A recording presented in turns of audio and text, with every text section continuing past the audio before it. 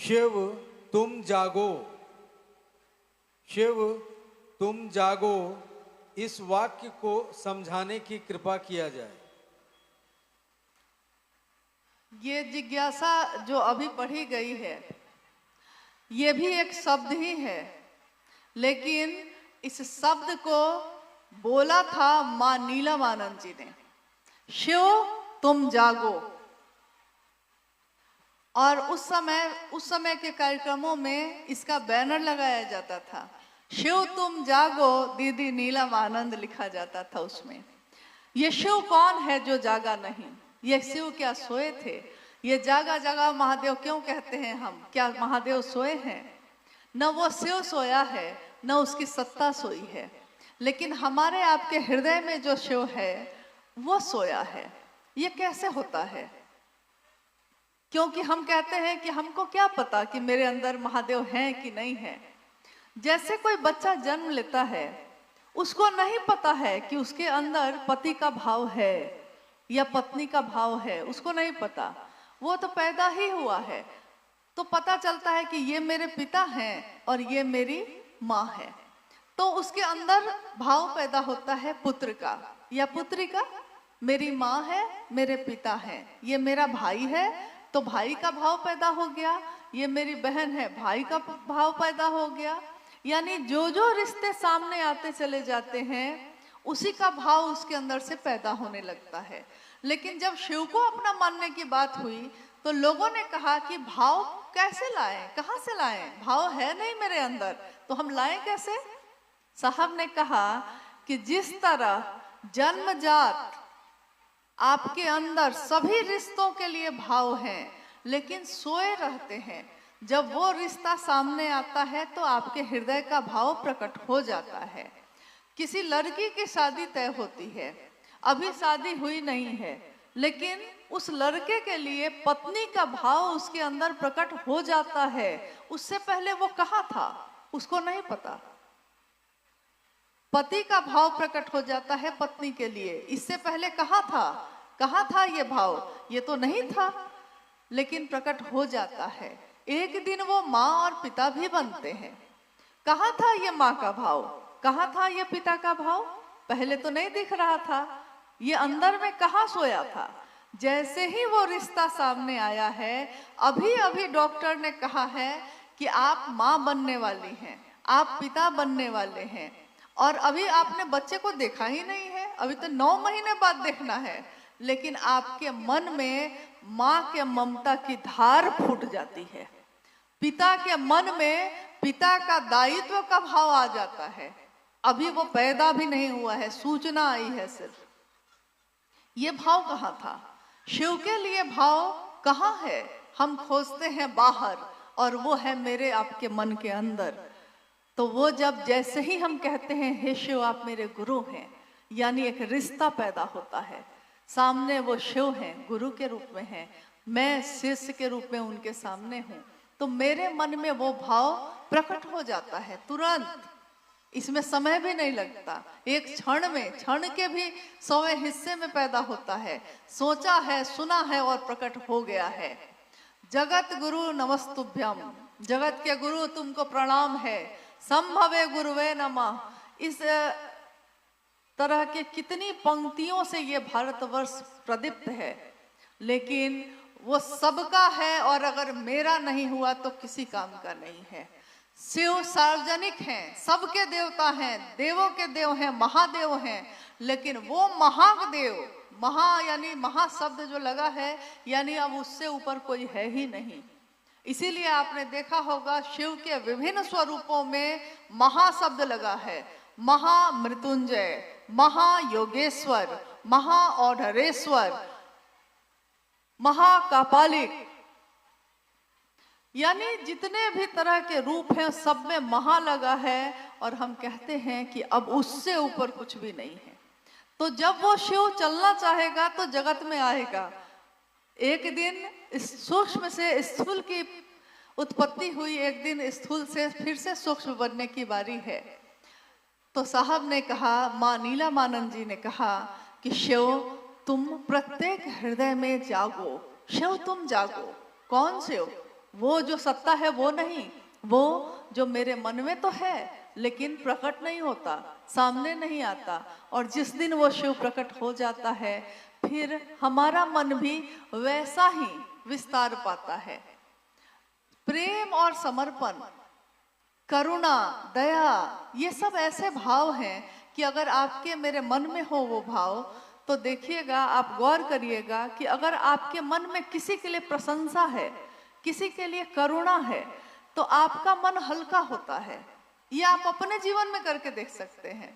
आपका मन एकदम हल्का हो जाता है, जैसे फूला सा है, जैसे विस्तार पा रहा है। लेकिन जैसे ही हम किसी के लिए घृणा, नफरत, क्रोध रखने लगते हैं तो लगता है जैसे अंदर कुछ सिकुड़ रहा है, कुछ खराब सा हो रहा है, अच्छा नहीं लग रहा। तो जैसे ही हम कहते हैं शिव आप मेरे गुरु हैं, यानी वो शिव विराट से भी विराट है। विराट तो कुछ भी नहीं उसके सामने। ये सारे सृष्टि जिसकी इच्छा से पल प्रतिपल चल रही है, बन रही है, चल रही है, टूट रही है, वो महादेव हमारा आपका गुरु है। साहब के शिव से मिलने की बात करिए, शिव से ही मिलना है, लेकिन कौन शिव? जो हमारे मंदिरों में है, जो हमारे पूजा घर में है तो वही शिव, लेकिन हम मिले नहीं थे उससे, दूर से ही देखा था। पूरी दुनिया के लोग उस महादेव के नजदीक होने का साहस नहीं कर सके थे। उनको लगता था महादेव तो बहुत बड़ी सत्ता है, हम जैसे सामान्य अति सामान्य लोग उन तक कैसे जाएंगे? हमको आता क्या है? संस्कृत नहीं आती, श्लोक का जप नहीं आता, साधना उपासना नहीं आती, मंत्र का जप नहीं आता हमको, तो हम कैसे उस महादेव तक जा सकते हैं? क्योंकि कुछ करेंगे तब न पाएंगे।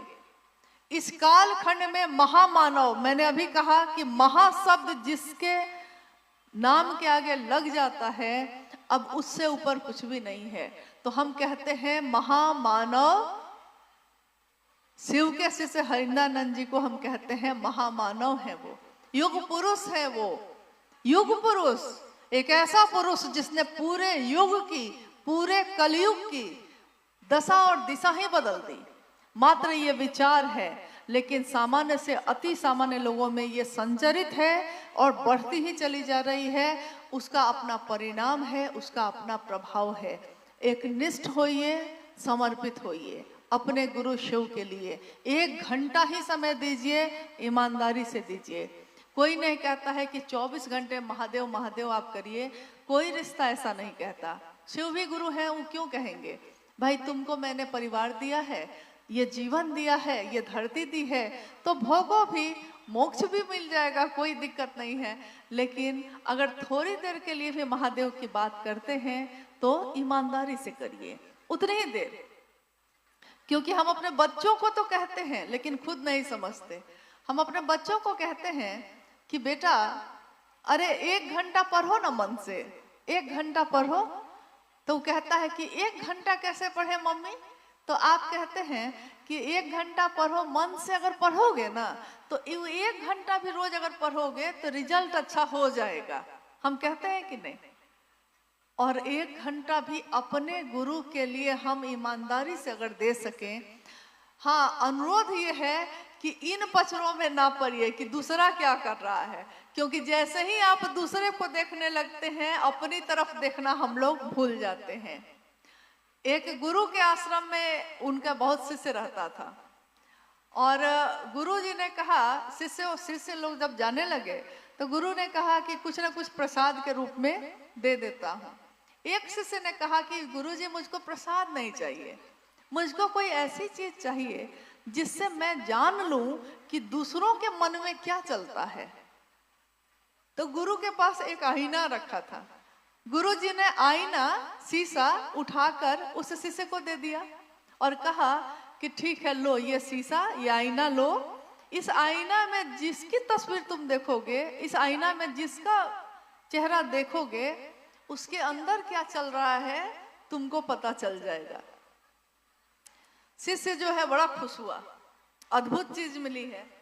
उसने सबसे पहले क्या किया, अब गुरुजी दूसरे काम में व्यस्त हो गए, उसने सबसे पहले क्या किया कि शीशा को अपने गुरु के तरफ ही घुमाया धीरे से और देखा कि कि गुरुजी के मन में तो बहुत अहंकार और लोभ है। अब बेचारा चिंतित होकर अपने घर की तरफ चला। घर के रास्ते में जितने लोग मिले उनके तरफ शीशा घुमा घुमा कर देखता रहा। किसी के मन में कुछ था, किसी के मन में कुछ था, लेकिन ये दुखी ही होता चला गया। अंत में ये घर भी पहुंच गया। घर के लोगों के तरफ भी शीशा घुमा घुमा कर देख लिया। कुछ दिन रहना था, रहा घर पे। वापस गुरुकुल फिर से आया, शीशा लेते हुए आया। तब उसने कहा, गुरुजी, प्रणाम किया गुरु को। गुरु ने पूछा कि अच्छा रहा घर का? उसने कहा, जी बहुत अच्छा रहा। तो फिर उसने कहा कि गुरुजी एक बात पूछनी है। गुरु ने कहा, पूछो। उसने कहा कि आप तो मेरे गुरु हैं, लेकिन मैंने शीशा आपके तरफ घुमाया तो उसमें भी क्रोध, लोभ, लालच सब दिख रहा था, ऐसा कैसे हुआ? गुरु ने कहा कि तुमने शीशा मांगा था और कहा था कि एक ऐसी चीज दीजिए जिसमें मुझको ये पता चल जाए कि हाँ किसके मन में क्या है, लेकिन तुमने सबके तरफ वो शीशा घुमाया, अपने तरफ घुमाया था? शिष्य ने कहा नहीं। तो गुरु ने कहा कि एक बार अपने तरफ भी घुमा लेना, शुरुआत खुद से करनी चाहिए। तो महादेव का काम कौन कैसा करता है, क्या करता है, हम दूसरों को तो देखते चले जाते हैं, लेकिन इस दूसरों को देखने में अपना रास्ता ही भूल जाते हैं। अपनों की चिंता सताती है और अपनी यात्रा विस्मृत हो जाती है। हम भूल जाते हैं हमने ये रास्ता चुना है। प्रत्येक मानव मन ने इस रास्ते को चुना है कि शिव मेरे हो जाए। इससे सुंदर बात इस धरती पे और कुछ भी नहीं हो सकती। वो शिव मेरा हो जाए। अगर वो मेरा हो जाए तो धरती पे क्या है जिसकी कामना बाकी रहेगी। लेकिन हम इसको भूल जाते हैं और दूसरों की तरफ देखने लगते हैं। देखना था महादेव को। अरे महादेव तो इतना सुंदर है कि जो उसको सच में देख ले, यानी मन से महसूस कर ले एक बार, तो उसका मन फिर किसी की तरफ देखता ही नहीं है, वो तो देखेगा ही नहीं। उसकी सुंदरता तो इतनी है। वो सत्य है, सत्यम शिवम सुंदरम। वो सत्य है, वो सुंदर है, वो शिव है, वो भोला है, वो करुणा का अवतार है और मेरा गुरु है। मेरे जीवन का सबसे बड़ा सौभाग्य यही है। हम इस सौभाग्य को नमन करते हैं, अपने गुरु शिव को नमन करते हैं और ये वादा हम सब मिलकर करें अपने गुरु से और अपने गुरुवर वरेण्य गुरु भ्राता से, माँ नीलम आनंद से, कि जो रास्ता आपने दिखाया है और जिस रास्ते पे आप लेके चल रहे हैं, हम सब शिव के शिष्य उस रास्ते पे जैसा आपने चाहा है वैसे ही चलेंगे। जैसा दूसरे चाहते हैं वैसा नहीं चलेंगे। और ये निर्णय तो आपके और मेरे हाथ में होता है कि हम चलना कैसे चाहते हैं। तो आइए चलते हैं शिव की ओर, अपने साहब के साथ, अपनी माँ नीलम आनंद जी के साथ। चारों तरफ पुष्प खिले हैं, सुंदरता है, खुशहाली है, सुगंधित माहौल है और महादेव सामने दिखते हैं। उस महादेव की तरफ चलने में रास्ते में कांटे लगे हैं या फूल बिखरे हैं, ये भी देखने का समय नहीं होता। जब आदमी चलता है, मन में संकल्प लेकर शिव के लिए चलता है, तो बस शिव ही दिखाई देते हैं और कुछ भी दिखाई नहीं देता। तो मेरा और आपका मन, क्योंकि मुझको भी स्वयं शिव का शिष्य बनना है और आपके लिए भी यह कामना है कि आप बनिए, लेकिन ये साहब हरिंद्रानंद जी और माँ नीलम आनंद जी के आशीर्वाद से हो सकता है, शिव की दया से हो सकता है। मैं खुद भी शिव का शिष्य यथार्थ में बनूं और आप सब भी बने। शिव की चर्चा का प्रयोजन एकमात्र यही होता है।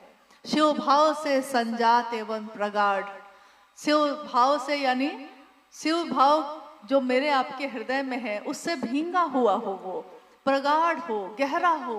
शिव की बात जो मेरे मन को भी भाव से भर दे, आपके मन को भी भाव से भर दे, तब इस शिव चर्चा का प्रयोजन सफल है। और महादेव की दया बनी रहे, बरस रही है, बरसती ही रहे। शिव की शिष्यता व्यापक और व्यापक होती जाए। कोई घर ऐसा नहीं बचे जिसमें उसका दिया न जल रहा हो। आप सभी के चरणों में प्रणाम है। आप सभी से अब हम लोग विदा लेते हैं।